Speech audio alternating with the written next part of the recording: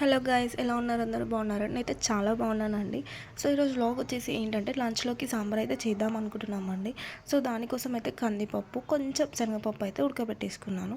దాని తర్వాత నేనైతే కూరగాయలు తీసుకున్నానండి. ఆనియన్స్, టమాటో, పచ్చిమిర్చి, ఆలు, సొరకాయ ఇవే ఉన్నాయండి ఇంట్లో. ములక్కాయలు అయితే లేవు. సో వాటితోనే సాంబార్ చేద్దామని చెప్పి అవి అయితే కట్ చేసుకుని పక్కనైతే పెట్టేసుకున్నామండి.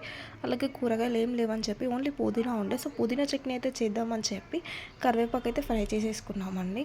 దాని తర్వాత అందులోనే కొంచెం పుదీనా వేసేసి ఫ్రై చేసి చింతపండు, పసుపు, ఉప్పు అన్నీ వేసుకొని అయితే ఫ్రై చేసుకున్నామండి. చాలా బాగుంటుందండి పుదీనా చట్నీ. ఎంతమందికి ఇష్టం మీలో పుదీనా చట్నీ? హెల్త్కి కూడా చాలా మంచిది.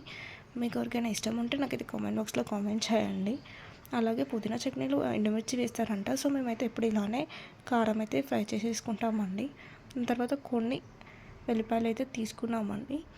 అలాగే నేను ఇప్పుడు సాంబార్లోకి పోపు చేసుకుంటున్నానండి. సో సాంబార్ వీడియో అయితే తీయలేదండి, తీయడానికి అవ్వలేదు పాపతోని. పుదీనా చట్నీ అయితే గ్రైండ్ చేసుకున్నానండి. పాప లేస్తుంది, ఏడుస్తుంది, ఆడుతుంది. సో ఎక్కువ అయితే అవ్వదు, ఆమెతోనే సరిపోతుంది. సో రైస్ అయితే అయిపోయిందండి.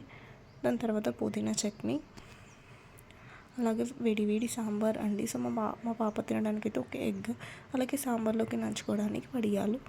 ప్లీజ్ మా వీడియోని లైక్ చేయండి, షేర్ చేయండి. మీరు చేసే షేర్ వల్ల, లైక్ వల్ల మా వీడియో ఇంకా రీచ్ అవుతుంది.